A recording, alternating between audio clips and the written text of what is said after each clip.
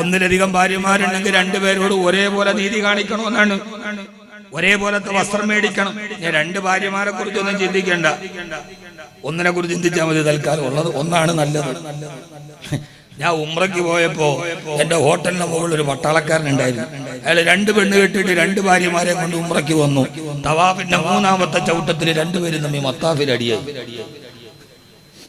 രണ്ടുപേരെ കൊണ്ട് ഒന്നിച്ച് തവാഫിന് പോയി. രണ്ടുപേരും കൂടെ തവാഫിന് 3 ചവിട്ട് കഴിഞ്ഞതേ ഉള്ളൂ, അടിയായി. അവസാനം റൂമിൽ വന്ന അമീറിനോട് പറഞ്ഞപ്പോ ഇവരെ രണ്ടുപേരെ അങ്ങനെ ഒന്നിക്കും. അപ്പൊ അമീർ പറഞ്ഞു, താഴെ നമ്മുടെ കബീർ വാക്കവിയുണ്ട്, അയാൾക്ക് എന്തെങ്കിലും സൂത്രപ്പണി അറിയായിരിക്കും, നമുക്ക് അദ്ദേഹത്തോട് ചോദിക്കും. അങ്ങനെ ഈ പട്ടാളക്കാരൻ എന്നോട് പറഞ്ഞോട്, ഉസ്താദേ ഞാൻ കാശ്മീരിൽ 28 വർഷം പട്ടാളക്കാരനായിട്ട് ഞാൻ എതിരാളികളുടെ തോക്ക് ചൂണ്ടി നിന്നതാണ്. എന്റെ തോക്കിൽ ഉണ്ട പാസ്സായി പോയത് ഈ 2 എണ്ണത്തിന് അടുക്കലാണ്. രണ്ടിനെയും കൂടെ ഉംറയ്ക്ക് കൊണ്ടുവന്നിട്ട് അടിയാണ് ഉസ്താദെ. ഒരു സമാധാനത്തിന് ഈ 2 ഭാര്യമാരും കൂടെ ഒന്നായി ചേരാൻ, ഒന്നിച്ചു നിൽക്കാൻ എന്തെങ്കിലും ഒരു ദിക്റോ സലാത്തോ ഉണ്ട് പറഞ്ഞു തരണം. ഞാൻ പറഞ്ഞു, എന്റെ പൊന്നു ഹബീബേ, ഈ 2 പേരും ഒന്നാവാൻ ഒറ്റ പോമ്പടിയേ ഉള്ളൂ. ഇയാൾ ചാടി എഴുന്നേറ്റ് അലാവുദ്ദീന്റെ അത്ഭുത വിളക്കിന്റെ തിരി കിട്ടിയത് വൈരി. എന്താ ഉസ്താദെ? ഞാൻ പറഞ്ഞു, നിങ്ങൾ മൂന്നാമതൊന്നുകൂടി കെട്ടുക. അപ്പൊ അതിനെതിരെ ഇത് 2 ഒന്നിക്കുന്നല്ലാതെ ആ മൂന്നാമത് വന്നതിനെ തുരത്താൻ 2ഉം കൂടെ ഒന്നിക്കുന്നല്ലാതെ വേറൊന്നിനെ 2നെയും കൂടെ ഒത്തിങ്ങാൻ വലിയ പാടാ. അതുകൊണ്ട് ഫവാഹിദ, ഒന്നാണ് നല്ലത്. ആ ഒന്നിനെ അള്ളാഹു നന്നാക്കി തരട്ടെ. അള്ളാഹു നമ്മുടെ ഭാര്യമാർക്ക് ആഫിയത്ത് കൊടുക്കട്ടെ, ആരോഗ്യം പ്രദാനം ചെയ്യട്ടെ. ആമീൻ പറയും മനുഷ്യന്മാരെ. അള്ളാഹു നമ്മുടെ ഭാര്യമാർക്ക് അള്ളാഹു ആഫിയത്തും ആരോഗ്യവും ദീർഘായുസ്സും പ്രദാനം ചെയ്യട്ടെ. ഞാനൊരൊറ്റ കാര്യം ചോദിക്കട്ടെ എൻ്റെ മുഅല്ലിമീങ്ങളോട്. എൻ്റെ കല്യാണം കഴിഞ്ഞിട്ട് 19 വർഷമായി. ദിവസം കണക്കാക്കി കൂട്ടിയാൽ വഅ്ള് പറയാൻ പോയതിൻ്റെ 4-1 ദിവസം ഞാൻ എൻ്റെ വീട്ടിൽ നിന്നിട്ടില്ല. കണക്ക് കൂട്ടിയാൽ ഞാൻ ഏറ്റവും കൂടുതൽ വെളിയിലാണ്. ഈ മുഅല്ലിമീങ്ങൾ, ഇമാമിങ്ങളെ, നിങ്ങൾ കല്യാണം കഴിഞ്ഞ് 20ഉം 30ഉം ഒക്കെ കഴിഞ്ഞവരില്ലേ? അലിവാക്കയുടെ കല്യാണം എത്ര നാളായി? 20. എന്നേക്കാൾ 1 വർഷം മുമ്പേ കെട്ടി. ഞങ്ങൾ ഒന്നിച്ച് പഠിച്ച ആളുകളാണ്. എന്റെ സീനിയറാണ് അദ്ദേഹം. അല്ലാഹു ആഫിയത്തും ആരോഗ്യവും കൊടുക്കട്ടെ. 20 വർഷം കഴിഞ്ഞിട്ടുണ്ടെങ്കിൽ അവർ 1 വർഷം 365 ദിവസം അവരുടെ ഭാര്യയുടെ മക്കളുടെയും കൂടെ നിന്നിട്ടുണ്ടാവില്ല. കാരണം ആഴ്ചയിൽ 1 ദിവസമാണ് ലീവ്. വ്യാഴാഴ്ച ക്ലാസ് കഴിഞ്ഞു പോയാൽ വെള്ളിയാഴ്ച ജുമയ്ക്ക് വരണം. ആഴ്ചയിൽ 6 ദിവസം നിങ്ങളുടെ മക്കൾക്കും 1 ദിവസം അവനാന്റെ മക്കൾക്കും വേണ്ടി മാറ്റിവെച്ചവന്റെ പേരാണ് മുഅല്ലിം. നമ്മൾ ഒത്തിരി നിർവചനം പറയൂല. അവനവന് വേണ്ടിയല്ലാതെ അവരന്റെ ചുടുചോര ചിന്തിയവൻ രക്തസാക്ഷി. അവനാന് വേണ്ടിയല്ലാതെ മറ്റൊരുത്തിന് ചോര ഒടിക്കവന്റെ പേര് രക്തസാക്ഷി. ആഴ്ചയിൽ 6 ദിവസം രാവിലെ മക്കളെ പറഞ്ഞ് വിടുമ്പോ മദ്രസയുടെ പലകബെഞ്ചിലിരുന്നിട്ട്, മക്കളെ ഉമ്മയോട് എന്ന് പറയല്ലേ, വാപ്പാനോട് ശബ്ദമുയർത്തി സംസാരിക്കല്ലേ, അവര് പാവങ്ങളാണ്, നിങ്ങളുടെ ഉമ്മയെയും വാപ്പയെയും നിങ്ങൾ സ്നേഹിക്കണമെന്ന് നിങ്ങളെക്കുറിച്ച് നിങ്ങളുടെ മക്കളോട് 6 ദിവസം പറയുകയും അതിൽ നിന്ന് കിട്ടുന്ന 1 ദിവസം പാഞ്ഞു ചെന്ന് സ്വന്തം മക്കളെ കാണുകയും ചെയ്ത ഒരു സമൂഹത്തിന്റെ പേരാണ് മുഅല്ലിം. അവർ 6 ദിവസം പറഞ്ഞ നിങ്ങളെ കുറിച്ച് അല്ലേ? നിങ്ങൾക്ക് ഒത്തിരി പേരിട്ട് വിളിക്കാനുണ്ടാകും. പുരോഹിത വർഗം, പുരോഗമനത്തിനെതിരെ പടിവാതിൽ പുറംതിരിഞ്ഞു നിന്ന അപരിഷ്കാരികൾ ഒക്കെ.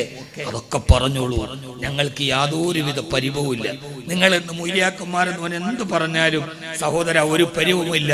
റദീന ഖിസ്മത്തൽ ജബ്ബാരി ഫീന ലനാ ഇൽമുൻ വലിൽ ജുഹാലി മാലു വ ഇൻ സകനു ഖുസൂറൻ നാലിയാതി സകന്നാ ഫിൽ മസാജിദി വസ്സവായ. പരാതിയില്ല ഇൽമിന്റെ പേരിൽ. പക്ഷേ സഹോദര, നന്ദികേട് കാണിക്കരുത്. നന്ദി കാണിക്കണം. നിന്റെ ഉമ്മ നൊന്ത് പ്രസവിച്ച ഉമ്മയോട് വരട്ടി സംസാരിക്കരുത്, അവരോട് ശബ്ദമുയർത്തി സംസാരിക്കരുത് എന്ന് പറഞ്ഞ മുഅല്ലിമീങ്ങൾ ആഴ്ചയിൽ ഒരിക്കൽ വ്യാഴാഴ്ച ദറസ് കഴിഞ്ഞാൽ ഉടനെ പോകും.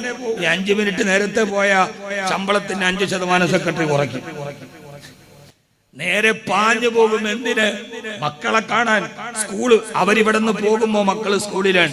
അവര് വരുമ്പോ അവര് നിസ്കരിക്കാൻ പോയിട്ടുണ്ടാകും. നാട്ടുകാരെ കണ്ടിട്ട് ഇശാ കഴിഞ്ഞ് വരുമ്പോ മക്കൾ ഉറങ്ങിയിട്ടുണ്ടാകും. വെള്ളിയാഴ്ച രാവിലെ ജുമയ്ക്ക് വരാൻ ഇവരിറങ്ങിയപ്പോ മക്കൾ ഉറക്കമായിരിക്കും. മക്കൾ നിൽക്കുമ്പോ വാപ്പ പോയിട്ടുണ്ടാവും. അവരാകെ കാണപ്പെടാൻ. മദ്രസ വിട്ട് വെള്ളിയാഴ്ച രാവിലെ ബൈക്കിൽ പാഞ്ഞു പോകും ഈ മുഅല്ലിമീങ്ങൾ. വിചാരിക്കത്തിന് സ്പീഡ് കൂടാട്ടോ, അത് പെമ്പിള്ളേര് കാണാനല്ല കുട്ടിയെ, അവൻ എന്റെ മോളെ സ്കൂളിൽ പോണതിന് മുമ്പ് കാണാനാണ്. അങ്ങനെ പാഞ്ഞു പോയ എന്റെ സുഹൃത്താണ് അബ്ദുൽ ജബ്ബാർ മൗലവി ബാക്കവി. ഇന്ന് രാവിലെ അദ്ദേഹം മദ്രസയിൽ നിന്ന് ഇന്നലെ പോക വഴിക്ക് അദ്ദേഹം ബൈക്ക് താഴെ വീണ് അദ്ദേഹത്തിന്റെ ഹാർട്ടിന് ഞരമ്പ് ബ്ലോക്കായി. ആസ്റ്റർ മെഡിസിറ്റിയിലാണ്, അല്ലാഹു ശിഫ നൽകട്ടെ. ആ മനുഷ്യൻ ചിലപ്പോൾ ഓടിയിട്ടുണ്ടാവും. ആ ഓടിയത് മക്കളെ കാണാനുള്ള ഓട്ടമാണ്, കാത്തിരിക്കുന്ന പ്രിയപ്പെട്ട ഭാര്യയെ കാണാനുള്ള.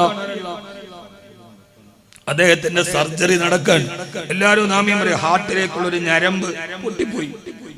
അല്ലാഹുവേ നീ ശിഫ നൽകണേ അല്ലാ. ബാക്കി യാത്ര എന്റെ സഹപാഠിയാണ്, എന്റെ കൂട്ടുകാരനാണ്, നീ അദ്ദേഹത്തിന് ശിഫ നൽകണേ റബ്ബേ. ആ കുടുംബത്തെ നീ അനാഥമാക്കല്ലേ അല്ലോ, ആ മക്കളെ നീ യതീമീങ്ങളാക്കല്ലേ അല്ലോ. പൂർണ്ണ ആരോഗ്യത്തോടെ തിരിച്ചു കൊണ്ടുവരാൻ നീ തൗഫീക്ക് നൽകണേ റബ്ബേ. എന്റെ പ്രിയപ്പെട്ട സഹോദരങ്ങളെ, എന്ത് പ്രശ്നമുണ്ടെങ്കിലും അവര് നിങ്ങളുടെ മുമ്പിൽ കൈനീട്ടില്ല. അവരുടെ പട്ടിണി നിങ്ങൾ അറിയില്ല. മുഅല്ലിമീങ്ങളുടെയും പള്ളിക്കര മുഅദ്ദിന്റെയും ഖത്തീബിന്റെയും പട്ടിണി ആരും അറിയില്ല. എന്താണെന്നറിയോ? ഈ ജന്നാത്തുൽ ഫിർദൗസ് എന്നൊരു അത്തറുണ്ട്, പൂശിയ ഭയങ്കര മണമാണ്, വില കുറവാ. മിക്കവാറും ഉസ്താദന്മാര് ജന്നാത്തുൽ ഫിർദൗസ് പൂശുക, അതിന്റെ ഒരു മണമുള്ളത് കൊണ്ട് ഉള്ളിലെ പട്ടിണി ആരും അറിയില്ല. മിസ്കും അമ്പറിന്റെയും മണം ഉണ്ടാവും. ചിലപ്പോ അത് മയ്യത്ത് പൊതിഞ്ഞപ്പോ ബാക്കി വന്നത് വീട്ടുകാർ കൊടുത്തായിരിക്കും മുക്രിക്കാക്കാക്ക്. മജ്മ 96 നല്ല മണമുണ്ട് മുക്രിക്കാക്കാക്ക്. മിക്കവാറും എന്തൊരു അത്ര അയാളെ പൂശിയത് മിക്കവാറും മയ്യത്തിലടിച്ചിട്ട് ബാക്കി വന്നത് വീട്ടുകാർ കതി കൊടുത്തായിരിക്കും.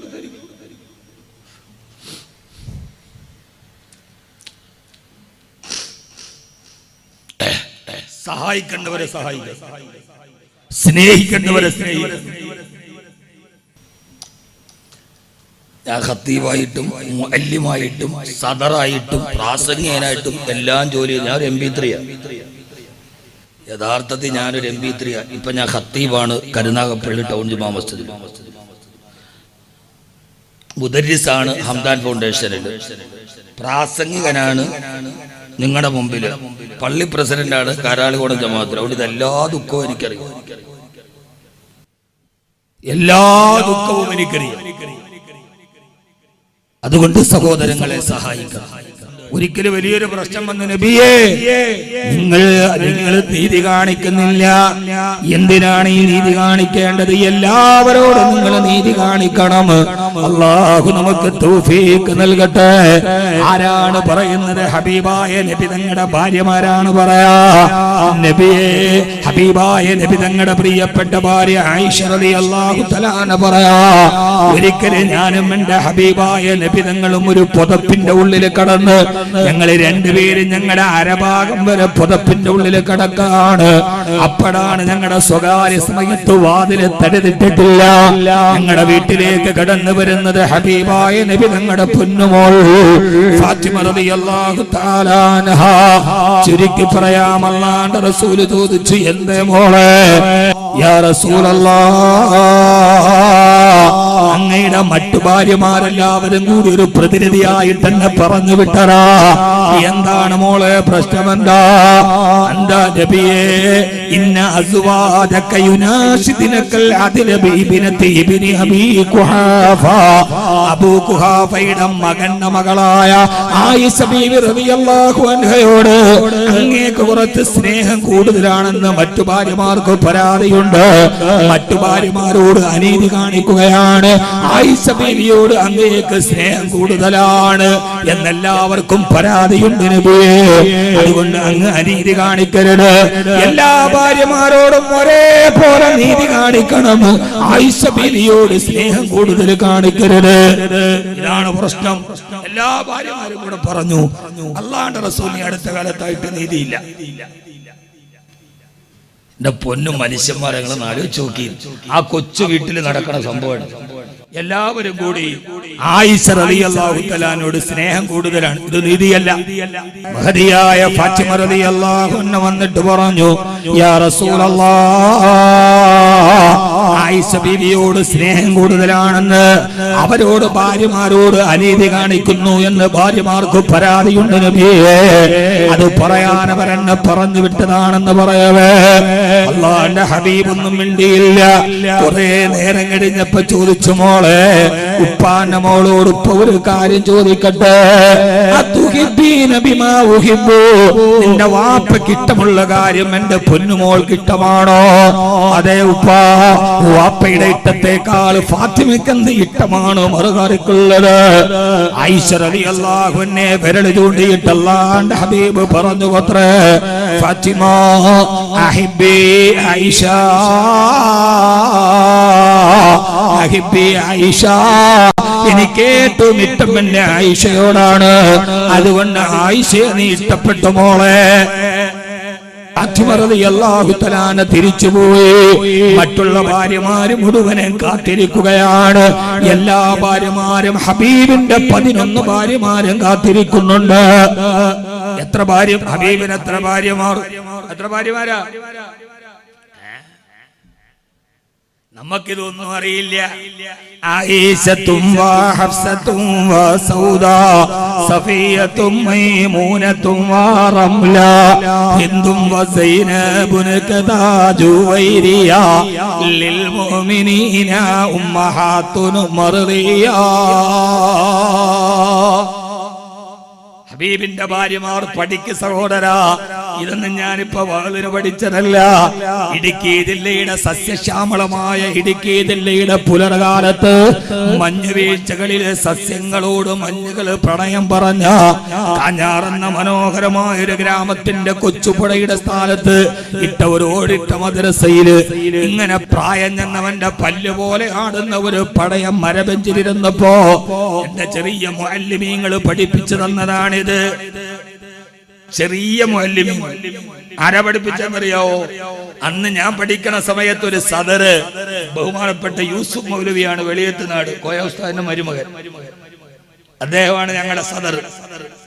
അന്ന് 5ാം ക്ലാസ്സിൽ ഞാൻ ഇത് ലൈവ് ഉണ്ടാ എന്നാ പറയണില്ല, ഉള്ള ചിത്തപ്പേര് കളയണ്ട. മദ്രസയിൽ പോകാതെ വീട്ടിലിരുന്നപ്പോ എന്റെ മാമ ഹാഫിദ് വിക്കി ഇബ്രാഹിം മൗലവി ബാക്കവി, അല്ലാഹു മഗ്ഫിർ ലഹു വർഹമു, അല്ലാഹു മഗ്ഫിറത്ത് നൽകട്ടെ. എന്റെ മാതൃ സഹോദരനാണ്. എന്റെ എല്ലാ നന്മകളും എന്റെ മാമയുടെ വിരൽത്തുമ്പിലാണ്. ഒരു അപകടത്തിൽപ്പെട്ട് മരണപ്പെട്ടു പോയി. കൊടയത്തൂർ പള്ളിയുടെ ഖബർസ്ഥാനിലുണ്ട്. എന്റെ ഹാഫിദ് ഉസ്താദാണ്. ഹാഫിദ് ഉസ്താദ് കൊണ്ട് എന്നെ അടിച്ചും തല്ലി എന്നെ ഹാഫിളാക്കിയാണ്. എനിക്കിട്ട് അടിക്കും തല്ലിന് ഒരു കണക്കില്ല. ഹാഫിളാകാൻ വേണ്ടി പോയപ്പോ എന്റെ മാമ എല്ലാ കുട്ടികളെക്കാളും 3 എണ്ണം എനിക്ക് കൂടുതൽ അടിച്ച ചതച്ചാണ് എന്നെ പഠിപ്പിച്ചത്. പക്ഷെ അത്രമേൽ സ്നേഹമാണ് എനിക്ക്. അള്ളാഹു പുറത്തു കൊടുക്കട്ടെ. മദ്രസയിൽ പോകാതെ മടിച്ചിരുന്നപ്പോ 4 അടിയിൽ തന്നെ എന്നെ മദ്രസയെ കൊണ്ടുവിട്ടു. 5ാം ക്ലാസ്. അന്ന് യൂസുഫ് മൗലിയാണ് സദർ. എനിക്ക് ഇപ്പോഴും ഓർമ്മയുണ്ട്. അവിടെ പോയിട്ട് അറബിയിൽ പറഞ്ഞ്, ഇവ യത്തീമാണ്, ഇവന് വാപ്പയൊന്നുമില്ല, ഇവനെ വീട്ടിൽ നോക്കാൻ ആരുമില്ല, ഇവ മദ്രസയിൽ വരൂല, അതുകൊണ്ട് ഇവന് നിങ്ങൾ നോക്കി പഠിപ്പിക്കണം. അങ്ങനെ ഞാൻ മദ്രസയിൽ ഓതൽ നിർത്തിയിട്ട് എന്റെ മാമ മദ്രസയെ കൊണ്ട് വിട്ടിട്ട് പിന്നെ ഞാൻ അവിടെ ഖസസിന്റെ വിവരം ഓതി. സിദ്ദീഖ് ഉസ്താദാണ് ഖസസിന്റെ മൻകസർ അൽ അസ്നാമ പഠിപ്പിക്കുന്നത്. ആ മൻകസർ അൽ അസ്നാമ പഠിച്ചിട്ടാണ് പിന്നെ എനിക്ക് ഹാഫിളാവണമെന്നുള്ള മോഹം വന്നത്. ഞാൻ നിങ്ങളോട് പറഞ്ഞതൊരു മുഅല്ലിമീങ്ങളുടെ സദസ്സാണ്. 5ാം ക്ലാസ്സിൽ വെച്ചെന്ന് ഞാൻ നിർത്തിയ സമയത്ത് തന്നെ അടിയിൽ നിന്ന് കൂട്ടിക്കൊണ്ടുപോകാൻ ഒരാളില്ലായിരുന്നെങ്കിൽ ഇന്ന് ഞാൻ ഇവിടെ ഉണ്ടാവില്ല. നമ്മുടെ മക്കളെ മദ്രസയിൽ പഠിപ്പിക്കണം. അവിടെ നിന്നാണ് നമ്മുടെ മക്കൾ വഴിതിരിയുന്നത്. എന്റെ പ്രിയപ്പെട്ട സഹോദരങ്ങളെ, ബഹുമാനപ്പെട്ട ആയിഷ റളിയല്ലാഹു തആല അൻഹയോട് പറഞ്ഞു, അഹിബ്ബി ആയിഷ, ആയിഷയെ സ്നേഹിച്ചു. ഞാൻ അന്ന് പഠിച്ചാണ് ഈ ബൈത്തുകളൊക്കെ. ഫാത്തിമ ബീവി അല്ലാഹു ഏൽപ്പിച്ച 3 കാര്യങ്ങൾ ഞാനൊന്ന് ഓടിച്ചു പറയാം. ഫാത്തിമ ബീവി എന്നിട്ട് പറഞ്ഞു, അല്ലാഹുവിന്റെ റസൂലിനോട് പറയാൻ പോയപ്പോ വാപ്പ എന്നോട് പറഞ്ഞു, എനിക്ക് ഏറ്റവും ഇഷ്ടം ആയിഷയോടാണ്. അതുകൊണ്ട് അഹിബ്ബി ആയിഷ, ആയിഷയെ നീ സ്നേഹിക്കാൻ പറഞ്ഞു. ഭാര്യമാര് വിട്ടുകൊടുത്തില്ല. ഫാത്തിമ, നീ ഒന്നുകൂടി പോയി വാപ്പയോട് പറ, വാപ്പയെ സ്വാധീനിക്കാൻ നിന്നെ കൊണ്ടേ കഴിയോ? ഇല്ല ഇല്ല, ഇനി ഉപ്പാടെ കയ്യിൽ ഈ കാര്യവും പറഞ്ഞ് ഞാൻ പോവില്ല. അവസാനം എല്ലാ ഭാര്യമാരും കൂടി സൈനബ് റളിയല്ലാഹു അൻഹുവിനെ ഏൽപ്പിച്ചു. സൈനബേ, നീ പറയേണ്ടത് നീയാണ് അവരുടെ പ്രതിനിധിയായി. ഹബീബായ നബി തങ്ങളുടെ 8 മുഴം നീളമുള്ള 10 മുഴം വീതിയുള്ള ആകാശത്ത് മഴ പെയ്താലും മേൽക്കൂര മുഴുവനും ചോർന്നൊലിക്കുന്ന കൊച്ചുപുരയില് എന്റെ ഹബീബ് ആയിഷ ബീവിയുടെ കൂടെ പുതപ്പ് മൂടിക്കിടക്കുന്ന സമയത്ത് സൈനബ് ബീവി വരുന്നുണ്ട്. സൈനബ് ബീവി ആരാ? സൗന്ദര്യത്തിന്റെ കാര്യത്തിൽ ആയിഷ ബീവിയോട് കടപിടിക്കുന്ന സൈനബ് ബീവി റളിയല്ലാഹു അൻഹാ വലിയ ഉന്നത കുലജാതയാണ് എന്ന് മാത്രമല്ല, ആയിഷ റളിയല്ലാഹു അൻഹ പറയാറുണ്ട്, സൈനബ് ബീവി നല്ല പെണ്ണ, നന്നായിട്ട് ഖുർആൻ ഓതുന്ന പെണ്ണ, ധാരാളം സുന്നത്ത് നോമ്പ് പിടിക്കുന്ന പെണ്ണ.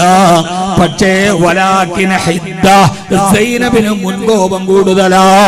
ഒരേ ഒരു പ്രശ്നമേ ഉള്ളൂ, മുൻകോപിയാണ് സൈനബ് റളിയല്ലാഹു അൻഹാ.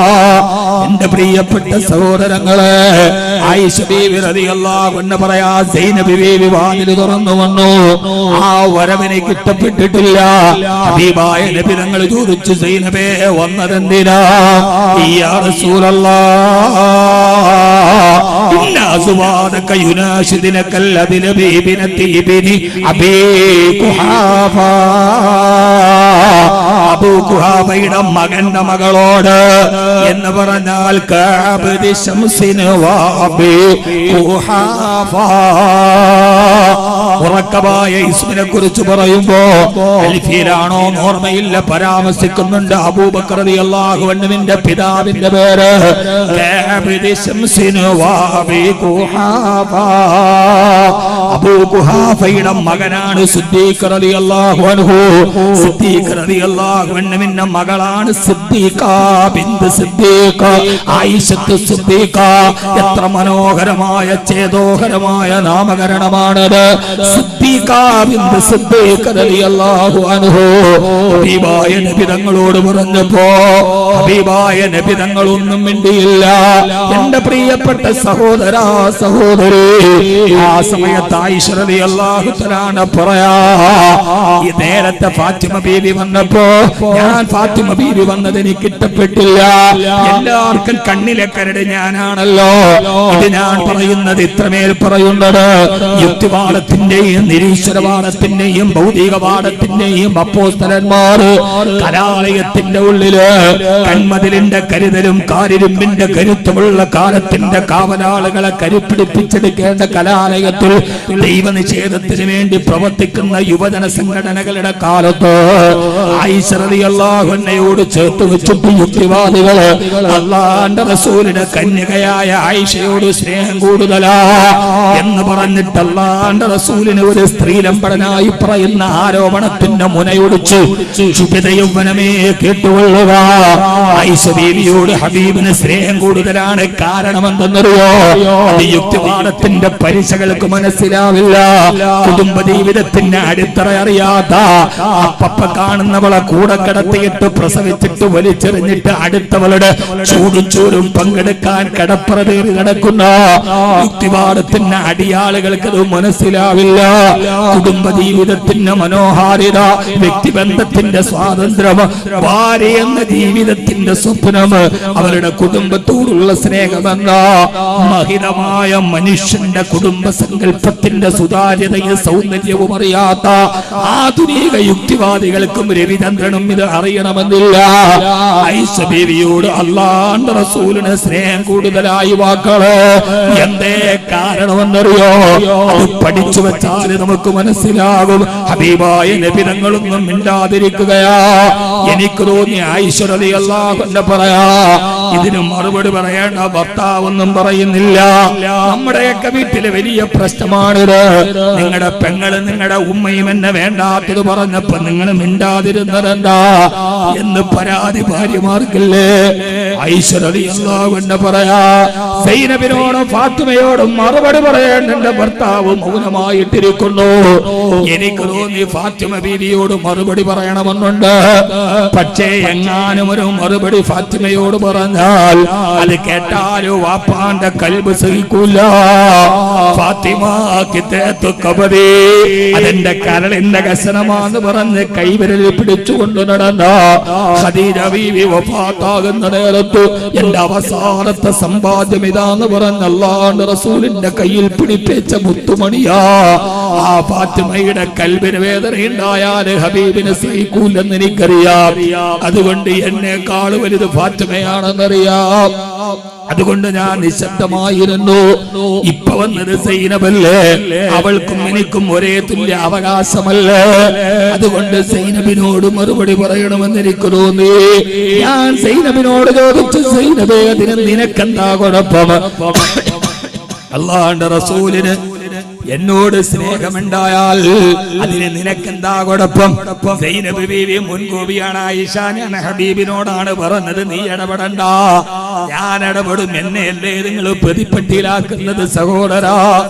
8 മുഴം നീളവും 10 മുഴം വീതിയുമുള്ള ആകാശത്ത് മടത് പത്തുന്നൊരു കുടിലില് ഭാര്യമാര് വഴക്കുണ്ടായപ്പോ ഹബീബ് അത് പരിഹരിച്ചത് എങ്ങനെയെന്നറിയോ? അല്ലാഹുവിന്റെ റസൂലൊന്നും മിണ്ടിയില്ല. സൈനബ് ബീവി പറഞ്ഞത് എനിക്ക് കൂടി അവകാശപ്പെട്ടതാണ്. രണ്ടുപേരും തമ്മിൽ വാക്കേറ്റമായി, രണ്ടുപേരും വിട്ടുകൊടുത്തില്ല. അവര് രണ്ടുപേരും അങ്ങോട്ടും ഇങ്ങോട്ടും വാപ്പയറ്റ് നടത്തവേ പൊതപ്പിന്നടിയിൽ ഒന്നും മിണ്ടാട് രണ്ടുപേരുടെയും വാക്ചരത്തിന്റെ പയറ്റ് കണ്ടുകൊണ്ട് പുഞ്ചിരിച്ചൊന്നും മിണ്ടാതെ കടന്നു മുഹമ്മദ് മുസ്തഫ. ഒന്നും മിണ്ടിയില്ല. ആയിഷ ബീവിയെ നോക്കും, സൈനബിനെ നോക്കും. രണ്ടുപേരും തമ്മിൽ വാപ്പയറ്റ് തുടങ്ങി. നിങ്ങൾക്കറിയാം, ആണുങ്ങൾ തമ്മിൽ വഴക്കുണ്ടാകുന്നത് പോലെയല്ല സ്ത്രീകൾ തമ്മിൽ. ആണുങ്ങൾ തമ്മിൽ വഴക്കുണ്ടായാൽ ഒരുത്തൻ തന്തക്ക് വിളിക്കും, മറ്റൊരുത്തൻ അടി കൊടുക്കും, ആളുകൾ വന്ന് പിടിച്ചു മാറ്റും, പ്രശ്നം അവസാനിക്കും. പക്ഷേ സ്ത്രീകൾ തമ്മിൽ അങ്ങനെയല്ല. അവരുടെ വഴക്കുകൾ നാക്കുകൊണ്ടാണ് നടക്കുക. അത് തീരണമെങ്കിൽ എന്ത് ചെയ്യണം? മോയും കുട്ടി വൈദ്യര് പാടിയതുപോലെ പിടിവിട്ട് സിന്നും പറിത്താരോ അത് താലിയും മാലേ മറുത്താരോ. രണ്ടുപേരും തമ്മിൽ വഴക്കുണ്ടായിട്ട് രണ്ടാലൊരുത്തിയുടെ താലിമാല പൊട്ടണത് വരെ അവര് തമ്മിലുള്ള സ്ത്രീകളുടെ വാപ്പയറ്റ് നടത്തും. ഹബീബായ നബി തങ്ങൾ ഒന്നും മിണ്ടാതെ ഇത് കേട്ടു നിന്നു. അവസാനം രണ്ടുപേരും പറഞ്ഞു തളർന്ന് കിതക്കാൻ തുടങ്ങി. രണ്ടുപേരും പറഞ്ഞു നാക്കിലെ വെള്ളം പറ്റിയപ്പോ നടുക്ക് കിടന്നിട്ട് ഹബീബ് ചോദിക്കുന്നുണ്ട്, സൈനബേ മതിയായോ, നിർത്തിയോ, വഴക്ക് കൂടിക്കഴിഞ്ഞോ?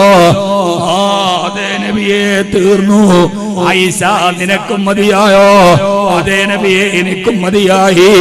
സൈനബ് ബീവിയുടെ മൂത്തോട്ട് നോക്കിയിട്ട് ഹബീബ് പറയുന്നുണ്ട്, സൈനബേ നീ നിന്റെ കൂടെയുള്ളവരോട്, നിന്നെ പറഞ്ഞു വിട്ടവരോട് നിന്നോടും പറയാ, വല്ലാഹി പടച്ച തമ്പുരാനെ തന്നെയാണ് സത്യം, എന്റെ ഭാര്യമാരോട് ജീവിതത്തിൽ ഞാൻ അനീതി ചെയ്തിട്ടില്ല. പക്ഷേ ആയിഷ ബീവിയോട് എനിക്കൊരൽപ്പ സ്നേഹം കൂടുതലാണ്. എന്താണ് കാരണമെന്നറിയോ? ആയിഷ കന്യകയായതുകൊണ്ടല്ല, ആയിഷയുടെ സൗന്ദര്യം കൊണ്ടല്ല. എന്താണ് കാരണമെന്നറിയോ? ആയിഷ ബീവിയെ തന്റെ പുതപ്പിന്റെ അടിയിലേക്ക് കിടക്കുന്ന ആയിഷ ബീവിയെ ചൂണ്ടിക്കാണിച്ചിട്ട് ഹബീബായ നബി തങ്ങൾ പറഞ്ഞു, സൈനബേ ഈ കിടക്കണതാരെന്നറിയോ? ബിന്ദു സിദ്ദീഖ്, ബിന്ദു സിദ്ദീഖ്, ഇതെന്റെ സിദ്ദീഖിന്റെ മോളാ. ഈ കിടക്കണതെന്റെ സിദ്ദീഖിന്റെ മോളാ.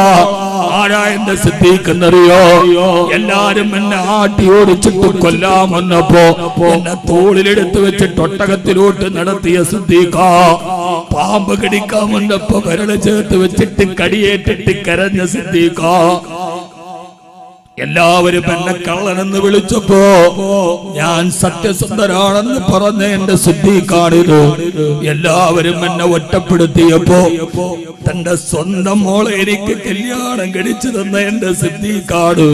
എന്റെ സിദ്ദീഖിനോടുള്ള സ്നേഹമാണ് എന്റെ ആയിഷയോടുള്ള സ്നേഹമെന്ന് നബി മുഹമ്മദ് മുസ്തഫ. അനീതി കാണിച്ചിട്ടില്ല. സഹോദരാ, ഇന്ന് നിനക്ക് നല്ല ബിസിനസ് ഉണ്ടെങ്കിൽ, ഇന്ന് നിനക്കൊരു നല്ല കാറുണ്ടെങ്കിൽ, നിന്റെ ജീവിതത്തിലെ എല്ലാ ഉയർച്ചയുടെ പുകളിലും നിന്റെ ഭാര്യയുടെ ഒരു പിതാവുണ്ട്. ആ മനുഷ്യന്റെ വിയർപ്പിന്റെ അധ്വാനമുണ്ട്. തന്റെ മകളെ കെട്ടിച്ചു വിട്ടപ്പോ കഴുത്തിലും കയ്യിലും കൊടുത്ത സ്വർണം വിറ്റിട്ടാണ് നീ ബിസിനസ് തുടങ്ങിയതെങ്കിൽ, ആ കിട്ടിയത് കൊണ്ടാണ് നീ ഒരു വാഹനം വാങ്ങിച്ച് ഞെളിഞ്ഞു നടക്കുന്നതെങ്കിൽ, നീ ആ ഭാര്യയുടെ പിതാവിനോട് പോലും അനീതി കാണിക്കരുത്. അതിന്റെ സിദ്ദീഖിന്റെ മോളാണെന്ന് നബി മുഹമ്മദ് മുസ്തഫ. ഭാര്യമാരോട് അനീതി ചെയ്യാതിരിക്കുക ഒരു വലിയ വിഷയത്തെ ഞാൻ എങ്ങനെയാണ് പറയേണ്ടതെന്ന് എനിക്കറിയില്ല. അന്താരാഷ്ട്ര തലം മുതൽ കുടുംബത്തിൽ കൂടെ കിടക്കണവരോട് പോലും നീതി നിഷേധിക്കരുത്.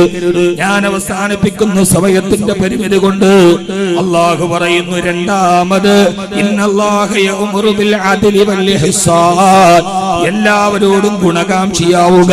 രണ്ടാമത്തെ കൽപ്പന ഇഹ്സാനാണ്. ഹൽ ജസാഉൽ ഇഹ്സാനി ഇല്ലൽ ഇഹ്സാൻ, എല്ലാവർക്കും നന്മ വരണമെന്ന് ആഗ്രഹിക്കുക. മൂന്നാമത്തത് വഇതാഇൽ ഖുർബാ, ബന്ധുക്കൾക്ക് ദാനം ചെയ്യുക. വെള്ളിയാഴ്ച പള്ളിയിലെ മിമ്പറിലെ ലോകത്തിന്റെ കൽപ്പന, നിങ്ങൾ സദഖ ചെയ്യുമ്പോൾ ബന്ധുക്കളെ പരിഗണിക്കണേ. ഒരൊറ്റ കാര്യം അവസാനിപ്പിച്ച് റമളാൻ വരികയാണ്. സക്കാത്ത് കൊടുക്കുമ്പോൾ നിന്റെ ബന്ധുക്കളിൽ പാവപ്പെട്ടവരെ മുന്തിക്കണം. നിന്റെ കുടുംബത്തിൽ ഒരാൾ പട്ടിണി കിടക്കുന്നെങ്കിൽ അവന്റെ വീട്ടിലെത്തണം.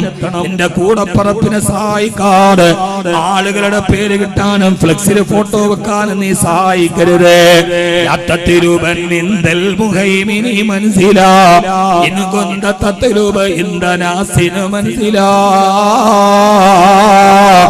പാവപ്പെട്ടവരെ സക്കാത്ത് കൊടുക്കുമ്പോ കൂടപ്പറപ്പിനെ പരിഗണിക്കണം. മദീനത്തെ പള്ളിയിൽ അല്ലാഹുവിന്റെ റസൂൽ ഇരിക്കുമ്പോ സഹാബത്തിന്റെ മുമ്പിൽ ബഹളം കേൾക്കുന്നു. ഒരു പെണ്ണ് വന്നിട്ട് പറഞ്ഞു, എനിക്ക് ഹബീബായ നബി തങ്ങളെ കാണണം. സഹാബത്ത് വിട്ടില്ല, തടഞ്ഞു നിർത്തി. ആ പെണ്ണ് പറഞ്ഞു, നിങ്ങൾ എന്നെ ഹബീബിനെ കാണാൻ അനുവദിക്ക്. സഹാബത്തുമായി വാക്ക് തർക്കമായി. ശബ്ദം കേട്ടപ്പോ ഹബീബായ നബി തങ്ങൾ ചോദിച്ചു, സഹാബാ,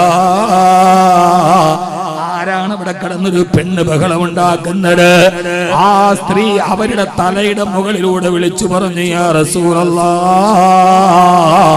ബഹളമുണ്ടാക്കുന്നത് മറ്റാരുമല്ല, അന ഉഖ്തുക ശൈമാ, ഞാൻ അങ്ങയുടെ പെങ്ങളായ ശൈമയാണ് നബിയേ.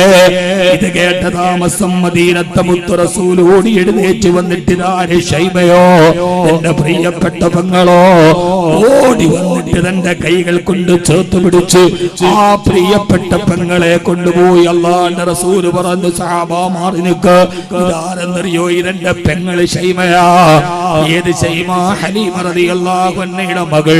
മുല കുടിപ്പിക്കുന്ന സമയത്ത് കൊച്ചു പ്രായത്തില് ഹലീമ ബീവിയുടെ വീട്ടിൽ മുല കുടിക്കുമ്പോ അല്ലാഹുവിന്റെ റസൂലിനെ താരാട്ട് പാടി ഉറക്കിയ കുഞ്ഞിപ്പെങ്ങളാണത്. വർഷങ്ങൾക്ക് ശേഷമാണ് പെങ്ങളെ കാണുക. സഹോദരാ, വിളിച്ചു കൊണ്ടുപോയി, അടുത്തുപോയി. ഹബീബിന് വലിയ സന്തോഷമായി. നല്ല ഈത്തപ്പഴം കൊണ്ടുവന്നു കൊടുത്തു. എന്നിട്ട് ചോദിച്ചു, ശൈമാ, വിശേഷങ്ങൾ എന്തൊക്കെയാണ്? കുടുംബ വിശേഷങ്ങളൊക്കെ പറഞ്ഞ്, എത്ര നാളായി പെങ്ങളെ കണ്ടിട്ട്? ഒരു പെങ്ങളെ കാണുമ്പോ വർഷങ്ങൾക്ക് ശേഷം കാണുകയാണ്. നല്ല ഈത്തപ്പഴമൊക്കെ കൊടുത്തപ്പോ തണല് വന്നു, വല്ലാത്ത വെയില് വന്നപ്പോ അല്ലാഹുവിന്റെ റസൂല് കൊട ചൂടിക്കൊടുത്തു തന്റെ പൊന്നുപെങ്ങളെ ശൈമാ ബീവിക്ക്. സഹാബത്ത് അത്ഭുതത്തോടെ നോക്കുമ്പോ വല്ലാത്ത കരള് വരുമ്പോ, വെയില് വരുമ്പോ ഒരോലക്കട ചൂടിക്കൊടുത്തു തന്റെ പ്രിയപ്പെട്ട പെങ്ങൾക്ക്. നടക്കുക എന്ന് പെങ്ങക്കെങ്ങാനും ഒരു കൊട ചൂടിക്കൊടുത്ത